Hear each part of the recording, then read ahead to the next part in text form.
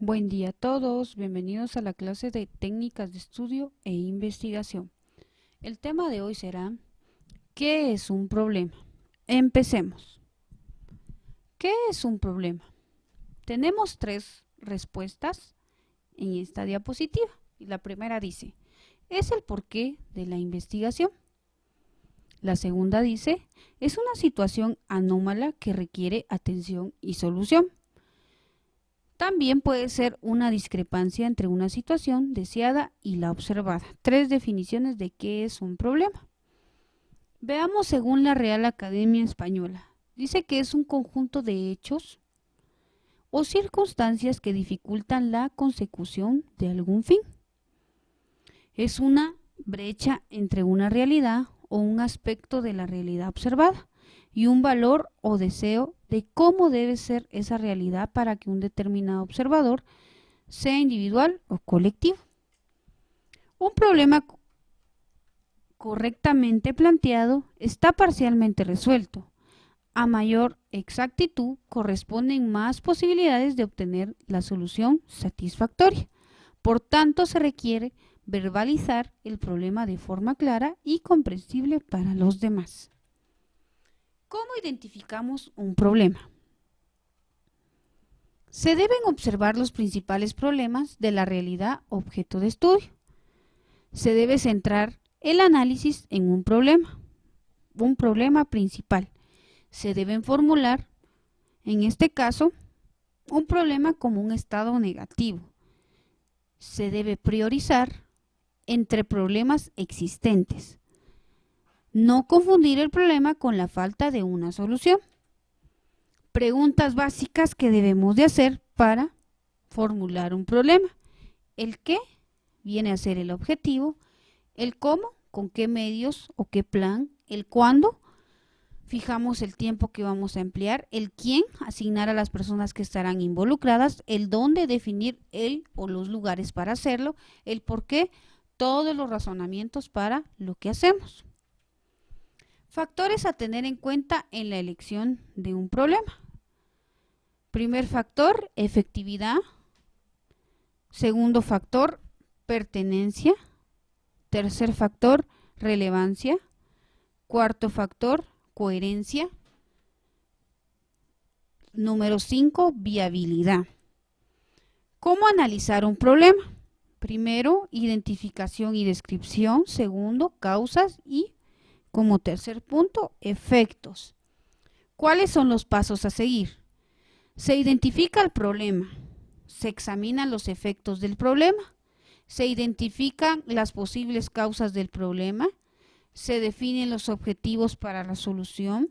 Se formula el problema como un estado negativo, se proponen alternativas viables y pertinentes y no se confunde el problema con la falta de una solución. Formulación del problema. El problema se formula en términos de carencia o dificultad que requiere de acciones para su resolución. Tiene que ser lo suficientemente claro en su explicitación para transformación de la situación en el que se menciona.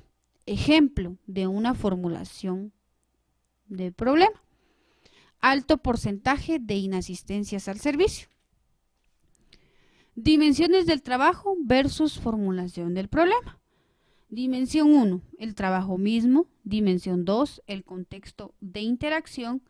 Dimensión 3, factores ambientales. Ejemplo, bajo rendimiento del personal. Permite analizar cómo percibe el funcionario su trabajo a través de estos 5 aspectos. El problema a formular es bajo rendimiento del personal. Aquí se va a analizar la variabilidad de la actividad, la identidad de tarea, la importancia de la tarea, la autonomía y la retroinformación. Dificultad para definir el problema.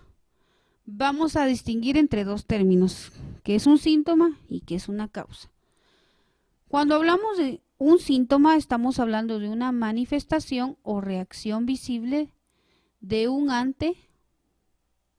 estímulo específico. Manifestación a través de la cual muchas veces se puede apreciar que algo está sucediendo aun cuando no se sepa qué es. Por ejemplo, un dolor de cabeza. Sabemos que algo sucede porque nos duele la cabeza, pero no sabemos qué lo está provocando. Ese es un síntoma. Un ejemplo. Ahora una causa es una variable o conjunto de ellas que están provocando, en este caso, algo que está obstaculizando que se obtenga el resultado esperado. Va a haber un obstáculo ahí, el menor porcentaje de causas, el 20%, tiene el mayor impacto en la solución del problema, que es el 80%. Ahora veamos el árbol de problemas. El árbol de problemas es una herramienta de análisis que permite identificar con precisión el problema o el objeto de estudio. Se le denomina árbol de problemas porque va a incluir una serie de problemas del cual nosotros creemos que es la situación que está provocando dicho problema. ¿Cuáles son los pasos para su elaboración? Número 1, vamos a formular un problema central. Número 2, vamos a identificar los efectos de ese problema central.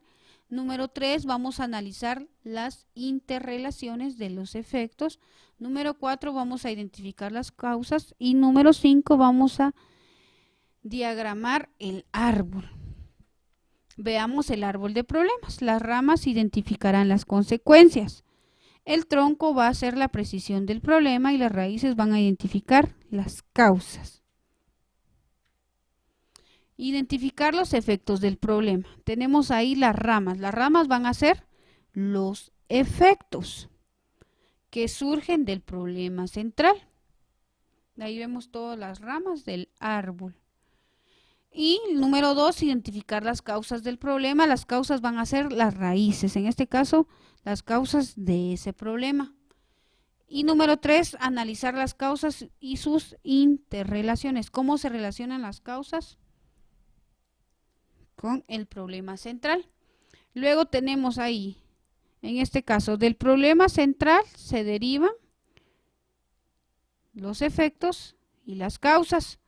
Tenemos que el tronco es la parte central, viene a ser el problema central. Está ubicado aquí en el cuadrito rojo, va a ser el tronco del árbol. Los efectos van a ser las ramas del árbol y las raíces van a ser las causas que están provocando este problema y qué efectos trae este problema. Causas, problema y efectos. Porque necesitamos ver de dónde viene el problema. El diagnóstico. Vamos a ver qué es un diagnóstico. Proviene del griego diagnosticus, que significa día a través, y genosis, que significa conocimiento. Se realiza donde la base de los datos y hechos recogidos y ordenados sistemáticamente permiten juzgar qué es lo que está pasando. Un diagnóstico nos va a permitir, en simples palabras, juzgar qué es lo que está pasando. Entonces eso es lo que vamos a hacer con un árbol de problemas. Vamos a diagnosticar, vamos a juzgar qué es lo que está pasando, analizando el problema, conociéndolo, viéndolo desde otro punto de vista. Como cuando un doctor diagnostica una enfermedad, debe de analizar, debe de conocer, debe de palpar, debe de tocar, para obtener resultados y así darle un diagnóstico a su paciente y saber qué es lo que está pasando. El diagnóstico administrativo es un estudio sistemático, integral y periódico que tiene como propósito conocer la organización administrativa y el funcionamiento del área objetivo de estudio, con la finalidad de detectar las causas y efectos de los problemas para analizar y proponer alternativas viables de solución a los mismos. Lo que queremos con el diagnóstico es conocer las causas del problema y así poder obtener las posibles soluciones. ¿Para qué nos sirve el diagnóstico? Va a permitirnos conocer la realidad, debilidades y fortalezas para entender las relaciones entre los actores sociales que se desenvuelven en un determinado medio y hacer una intervención. Nos va a servir para profundizar en el estudio de los problemas, diseñar estrategias de resolución, escoger entre alternativas, decidir cuál es la mejor de ellas. Elaboración del diagnóstico, principios de la investigación, ver en la realidad lo que otros no han visto, eso nos va a permitir el diagnóstico. Interacción entre la pregunta inicial, la exploración y la problemática. Pregunta inicial. Fase explorativa.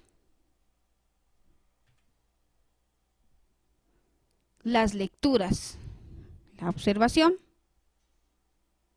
Las entrevistas. Planteamiento del problema. Aclarar problemática, marco teórico. Estructuración del modelo de análisis. Marco teórico. El marco teórico orienta el proceso de investigación dándole el encuadre correcto al estudio que queremos realizar.